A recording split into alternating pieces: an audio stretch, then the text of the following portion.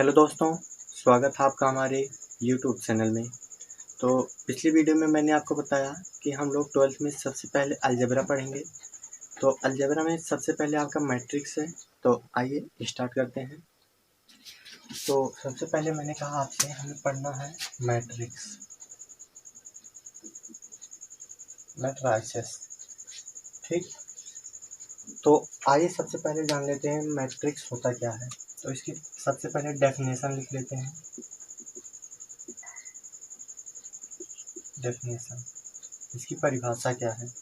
तो इसकी परिभाषा है mn संख्याओं को, मैं लिख दे रहा हूँ, mn संख्याओं को, वो चाहे काल्पनिक हो अथवा वास्तविक हो, को m पंक्तियों तथा n स्तंभों में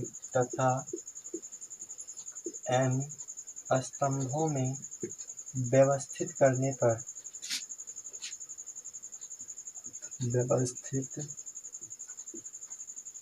पर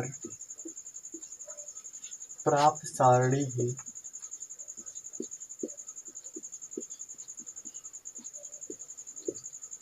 ही m क्रॉस n का आव्यूह कहलाता है। mn संख्याओं को m पंक्तियों तथा n स्तंभों में व्यवस्थित करने पर जो सारणी प्राप्त होती है उसे हम m क्रॉस n का आव्यूह कहते हैं। तो अब जान लेते हैं पंक्ति क्या होता है। पंक्ति, इसको इंग्लिश में कहते हैं रो। तो पंक्ति होता है जो हम ऐसे लिखते हैं, क्षैतिज जो लिखते हैं उसी को हम क्या कहते हैं, पंक्ति। और स्तंभ किसे कहते हैं? स्तंभ को कहते हैं कॉलम। जो हम ऐसे लिखते हैं उसे हम क्या कहते हैं, कॉलम। तो जो ऐसे रहेगा वो पंक्ति और जो ऐसे रहेगा वो स्तंभ। मतलब जो हॉरिजॉन्टल रहेगा वो आपकी पंक्ति होगी और जो वर्टिकल रहेगा वो आपका क्या होगा, स्तंभ होगा। तो आइए आव्यूह का एक उदाहरण देखते हैं। तो ये लिखा A11 A12 A21 A21, ठीक, तो यही लिख दिया। अब जानिए क्या है। तो मैंने कहा कि m पंक्ति में, तो ये जो आपकी है ये क्या है, पंक्ति है। तो इसमें कितनी पंक्ति हो गई, पंक्ति बराबर कितना है, 2। और स्तंभ कितना है, ये देखिए, एक स्तंभ और ये दूसरा स्तंभ। स्तंभ कितने हैं, 2। स्तंभ बराबर 2। समझ में आया? 2 पंक्ति हैं और 2 स्तंभ। फिर से एक बार लिख दूं, A11 A12 A21 A22, ठीक है। तो इसमें 2 पंक्ति हैं, 1 2, देखिए 2 है हॉरिजॉन्टल है, ये 2 पंक्ति हो गई, और 2 स्तंभ भी हैं, देखिए वर्टिकल है। 2 पंक्ति हो गया और 2 स्तंभ हो गया। अब ये 1 1 क्या है, A11 का मतलब है आप इसके स्थान पे चाहे जो लिखिए, 1 2 x y z कुछ भी आप लिख सकते हैं। ये 1 1 का मतलब है कि पहली पंक्ति है और पहले स्तंभ का ये अवयव है।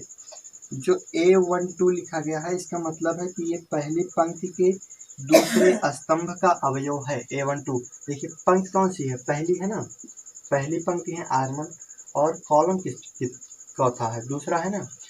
इसका मतलब समझ में आया कि A11 A12 A21 A22 का मतलब क्या होता है कि पहली पंक्ति का पहला अवयव है ये, फिर पहली पंक्ति के दूसरे स्तंभ का अवयव है, फिर दूसरी पंक्ति के पहले स्तंभ का अवयव है, दूसरी पंक्ति के दूसरे स्तंभ का अवयव है। ये चीज क्लियर हुई? तो हम लोगों ने जान लिया कि आव्यूह कहते किसे हैं। तो इसके लिए मैं एक उदाहरण लेता हूँ, 3, ठीक। अब देखिए ये है आपका उदाहरण। और एक चीज, आव्यूह को हमेशा ऐसे बड़े ब्रैकेट के अंदर लिखा जाता है, ठीक है। आव्यूह को हमेशा बड़े ब्रैकेट के अंदर लिखा जाता है। तो हमने पंक्ति और स्तंभ जान लिया। अब जानते हैं कि हम आव्यूह का क्रम, आव्यूह की परिभाषा हो गई। अब इसी में देखिए क्रम निकलेगा। तो आव्यूह का क्रम बराबर होता है आव्यूह का क्रम बराबर पंक्ति गुणे स्तंभ, अर्थात पंक्तियों की संख्या गुणे स्तंभों की संख्या। पंक्ति कितनी है? ये पहली पंक्ति हो गई और ये दूसरी पंक्ति। ये देखिए, ये पहली पंक्ति आपकी और ये दूसरी पंक्ति। तो कितना पंक्ति हो गया? 2। स्तंभ देखिए, एक स्तंभ, फिर दूसरा स्तंभ, फिर तीसरा स्तंभ। कितने स्तंभ है? 3 स्तंभ है। तो 2 गुणे 3, यही हो गया आपका आव्यूह का क्रम। 2 क्रॉस 3 मतलब पंक्ति की संख्या गुणे स्तंभ की संख्या, हमारा क्या आ जाएगा? आव्यूह का क्रम। ये चीज क्लियर हुई? आव्यूह की परिभाषा आप देख लीजिए और आव्यूह का क्रम, 2 चीज क्लियर हुआ। आगे चलते हैं। अगर आपको इसमें कोई भी दिक्कत होगी तो आप कमेंट बॉक्स में कमेंट करके मुझे पूछ सकते हैं। ठीक, तो मैंने आपसे कहा कि आप मुझे इसका क्रम बताइए। मैंने लिख दिया एक आव्यूह। अब आप मुझे इसका क्रम बताइए। तो देखिए, गिन लीजिए पहले कितनी पंक्ति हैं? 1 2 3, 3 पंक्ति हैं। स्तंभ 1 2 3, 3 स्तंभ है। 3 क्रॉस 3, यही हो गया इसका क्रम। एकदम सिंपल चीज है, कुछ नहीं करना। पंक्ति की संख्या गिन लेनी है, स्तंभ की संख्या गिन लेनी है, लिख देना है। इसको यहीं पर लिख देते हैं, मतलब ये 3 क्रॉस 3 का मैट्रिक्स है। ये चीज समझ में आई? अब चलिए दूसरा चीज देखते हैं, और वो है हमारा आव्यूह के अवयव। आव्यूह के अवयव, elements of matrix, element of matrix. तो आव्यूह के अवयव किसे कहते हैं? कोई भी आव्यूह, एक आव्यूह लिख लीजिए, ये कोई भी आव्यूह जिन जिन संख्याओं से मिलकर बना होता है, यही क्या कहलाते हैं? आव्यूह के अवयव कहलाते हैं। इसके अवयव कितने हैं? 2 6 4 और 7। इनको क्या कहते हैं? आव्यूह के अवयव अथवा प्रविष्टियां। अवयव अथवा प्रविष्टियां, चाहे अवयव कहिए और चाहे प्रविष्टियां कहिए। ठीक, समझ में आया बात? बहुत ही सिंपल चीज है। आव्यूह के अवयव, कोई भी आव्यूह जिन संख्याओं से मिलकर बना होता है उसे हम आव्यूह के अवयव कहते हैं। ठीक, अब चलिए, बस यही इतनी चीज थी आव्यूह के विषय में जानने के लिए। तो हमने अभी तक क्या जाना? आव्यूह की परिभाषा, आव्यूह की परिभाषा और आव्यूह का क्रम, आव्यूह का क्रम, और क्या जाना? आव्यूह के अवयव, आव्यूह के अवयव। इसको बोलते हैं क्रम अथवा कोटि भी बोलते हैं, इंग्लिश में बोलते हैं ऑर्डर। ठीक, तो आव्यूह की परिभाषा, कोई भी आव्यूह को नहीं, यम गुणे n संख्याओं को यम पंक्तियों तथा n स्तंभों में व्यवस्थित करने पर प्राप्त सारणी ही आपका आव्यूह कहलाता है। आव्यूह के क्रम अथवा कोटि, क्रम अथवा कोटि बराबर होता है पंक्ति गुणे स्तंभ की संख्या। जैसे कोटि बराबर क्या होता है? पंक्ति गुणे स्तंभ। ठीक है, पंक्ति की संख्या गुणे स्तंभ की संख्या कर देंगे, हमें आव्यूह का कोटि मिल जाएगा। ये क्लियर है?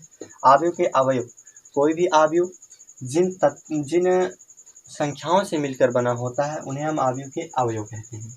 तीनों चीज क्लियर हुई? अब चलते हैं आगे। अगला टॉपिक हमारा आव्यूह के प्रकार। आव्यूह कितने प्रकार के होते हैं? Type of matrix, type of matrices. आव्यूह के प्रकार। अगला हमारा आव्यूह के प्रकार। ठीक, अब देख लेते हैं आव्यूह। एक तो चीज जान लीजिए, ऑर्डर अपने दिमाग में रखिए, क्रम अथवा कोटि के दिमाग में रखिए। इसी पे सब हम आधारित करेंगे, रटना नहीं आपको, केवल आप देखिए और समझिए। तो पहला होता है आपका आयताकार आव्यूह। क्या होता है? आयताकार आव्यूह, इंग्लिश बोलते हैं रेक्टेंगुलर।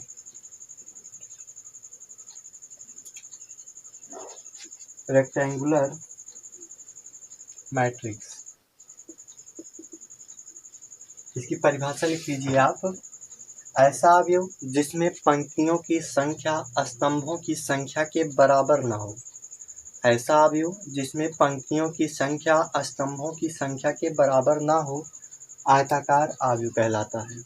एग्जाम्पल देख लीजिए, मैं आपको डिस्क्रिप्शन में इसका पूरा पीडीएफ नोट्स का पीडीएफ प्रोवाइड कर दूंगा, तो आप यहाँ पे केवल कॉन्सेप्ट समझिए। ये क्या हमारी पंक्तियां हैं और ये क्या है स्तंभ। तो दो पंक्तियां दो स्तंभ, तो हमें पंक्ति और स्तंभ बराबर नहीं करना है, तो हमने कर दिया एक दो स्तंभ हो गया और नहीं दो पंक्ति हो गया, स्तंभ एक दो तीन, ठीक है। या आप तीन पंक्ति कर दीजिए, दो स्तंभ कर दीजिए। पंक्ति कितना है तीन, स्तंभ कितना है एक, ठीक। पंक्ति की संख्या स्तंभों की संख्या के बराबर नहीं होनी चाहिए, बस। आयताकार अवयव समझ में आया। ऐसा अवयव जिसमें पंक्तियों की संख्या स्तंभों की संख्या के बराबर ना हो आयताकार अवयव कहलाता है। एग्जाम्पल लिख लीजिए, आगे चलें। कोई दिक्कत होगी आप कमेंट बॉक्स में तुरंत कमेंट कीजिएगा। दूसरा है आपका वर्गाकार अवयव। वर्गाकार अवयव स्क्वायर मैट्रिक्स, स्क्वायर मैट्रिक्स परिभाषा इसकी, ऐसा अवयव जिसमें पंक्तियों की संख्या स्तंभों की संख्या के बराबर हो। ऐसा अवयव जिसमें पंक्तियों की संख्या स्तंभों की संख्या के बराबर हो आपका वर्गाकार अवयव कहलाता है। समझ में आया? जितनी पंक्तियां हैं उतने स्तंभ। एग्जाम्पल देख लीजिए, एक्स दो पंक्ति हैं एक दो, स्तंभ कितने हैं दो, तो ये दो क्रॉस दो क्या है वर्गाकार अवयव है। दूसरा एग्जाम्पल लिख लीजिए, कोई भी आप एग्जाम्पल लिख लीजिए। ये देखिए तीन पंक्ति हैं एक दो तीन, स्तंभ कितने हैं एक दो तीन, लिख रहा हूँ, ठीक है। ये वर्गाकार अवयव है। समझ में आया? कोई दिक्कत? चलिए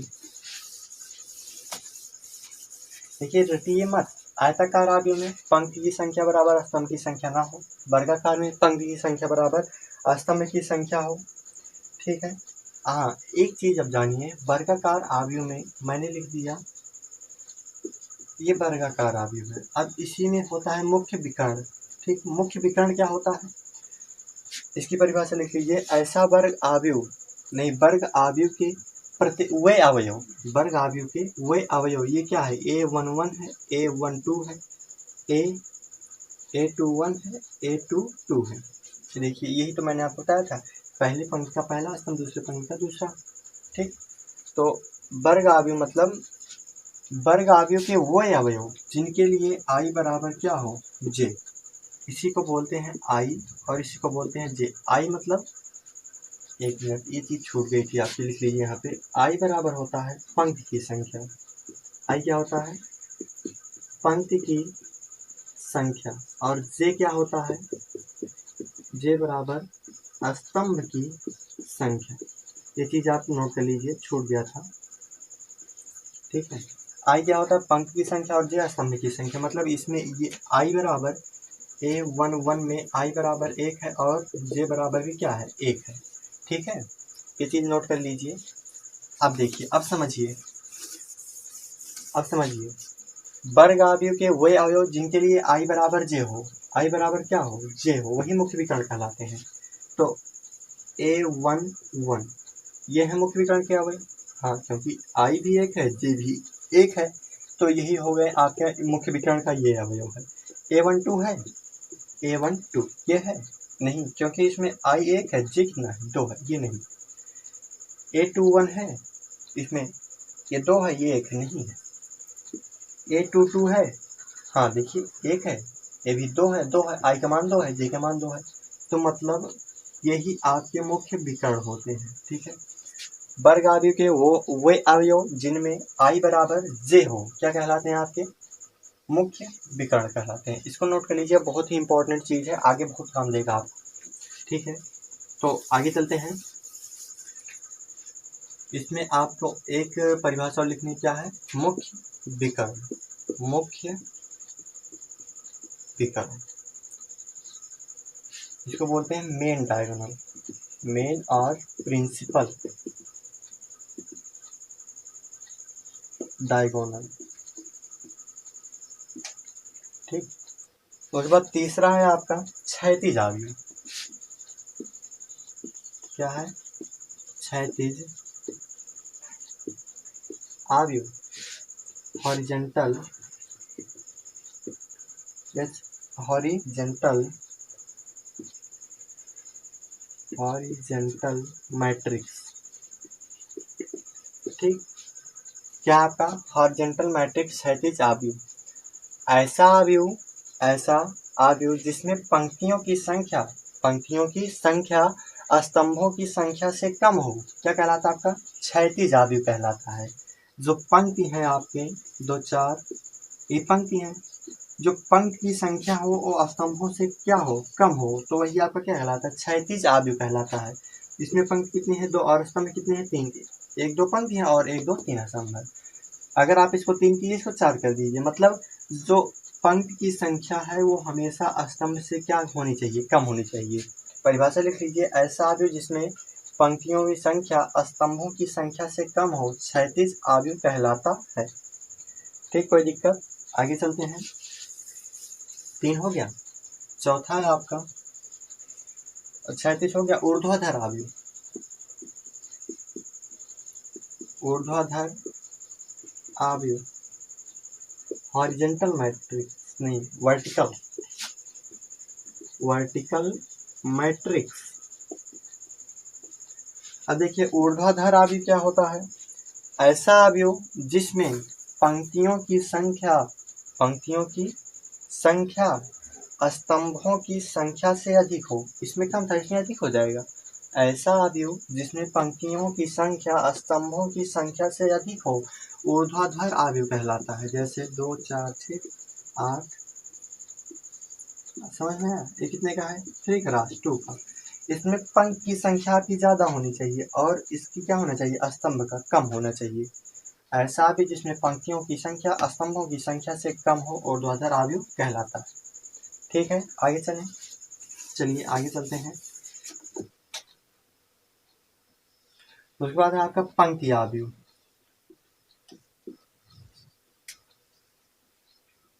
पंक्ति आव्यूह, रो मैट्रिक्स।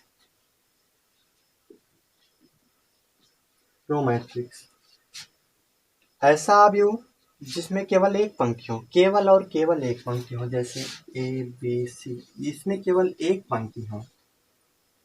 कितना? एक पंक्ति। स्तंभ कितने हैं? 3। 1 2 3 स्तंभ है ना? हाँ, ठीक।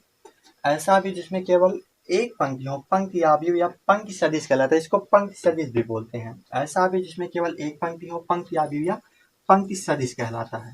ठीक। छठवां है आपका स्तंभ आव्यूह। कॉलम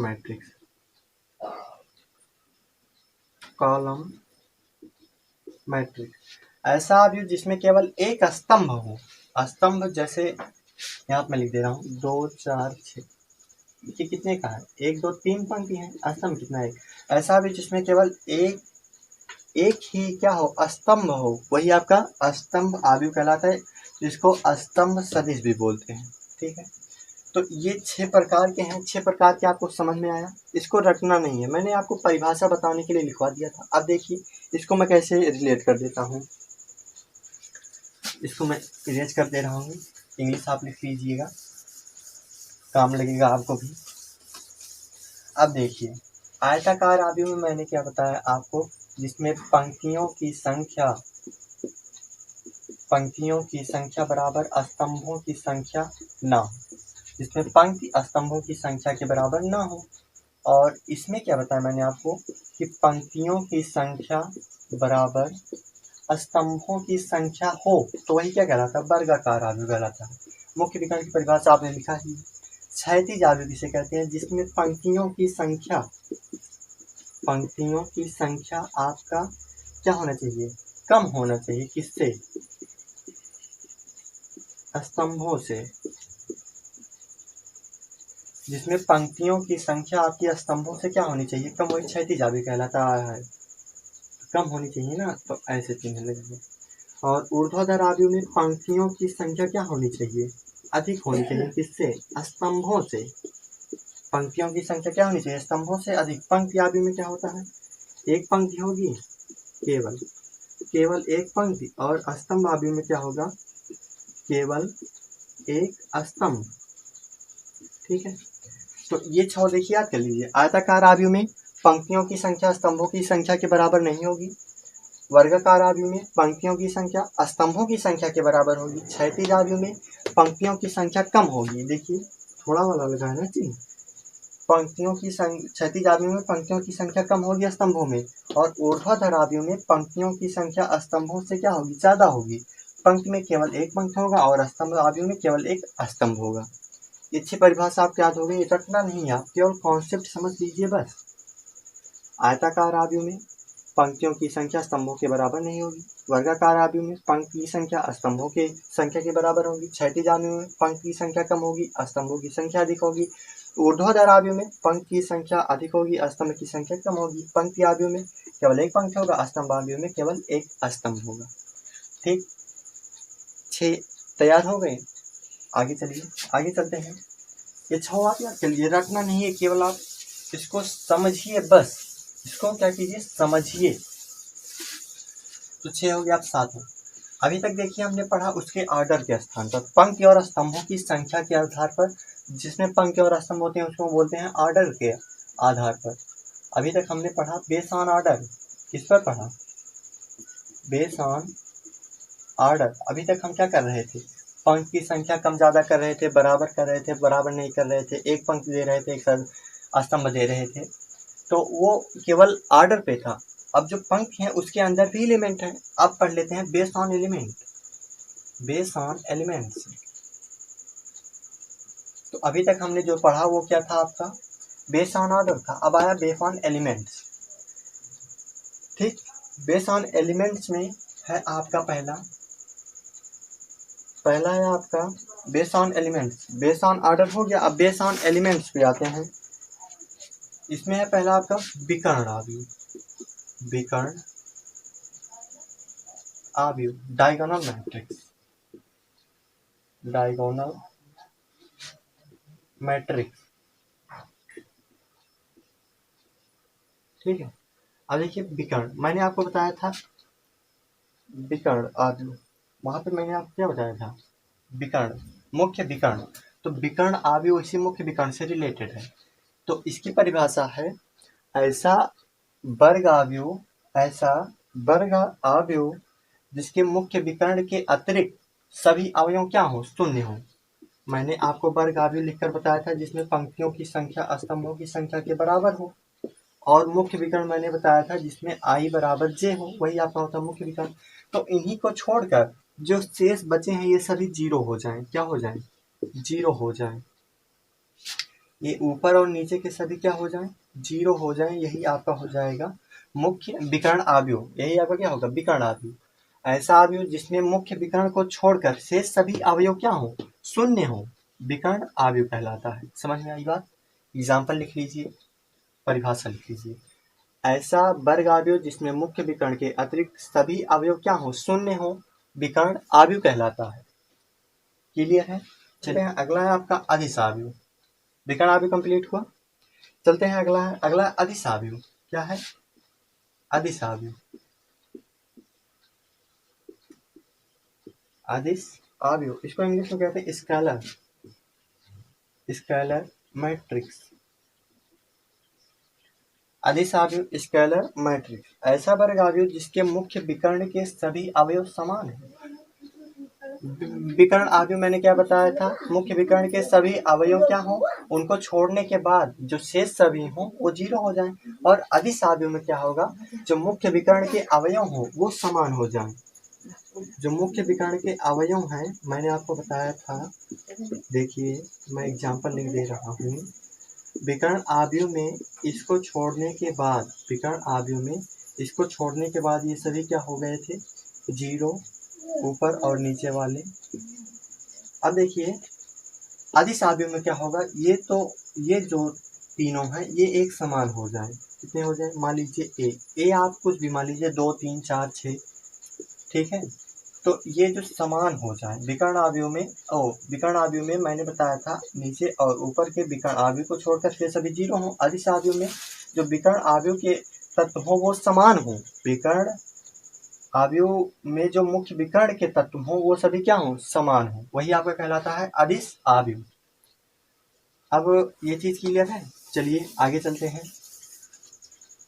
नौवां आपका इकाई अथवा तत्समक अवयव, इकाई अथवा तत्समक अवयव, इकाई अथवा तत्समक अवयव, यूनिट मैट्रिक्स। अदिश अवयव मैंने बताया आपको कि मुख्य विकर्ण के सभी अवयव समान हो। इकाई में क्या होगा, ऐसा वर्गावयव जिसमें मुख्य विकर्ण के सभी अवयव एक एक हो जाएं। मुख्य विकर्ण के जो अवयव हैं वो कितने हो जाएं, एक एक हो जाए। कितना हो जाए, एक एक हो जाए मुख्य विकर्ण के सभी अवयव। ऐसा अवयव जिसमें मुख्य विकर्ण के सभी अवयव कितने हो जाए, एक हो जाए, आपका इकाई अथवा तत्समक अवयव कहलाता है। ऐसा अवयव जिसमें मुख्य विकर्ण के सभी अवयव क्या हो जाए, एक हो जाए, इकाई अथवा तत्समक अवयव कहलाता है। ठीक है, कोई दिक्कत। चलिए आगे चलते हैं। अगला है आपका शून्य अवयव, शून्य या रिक्त अवयव। शून्य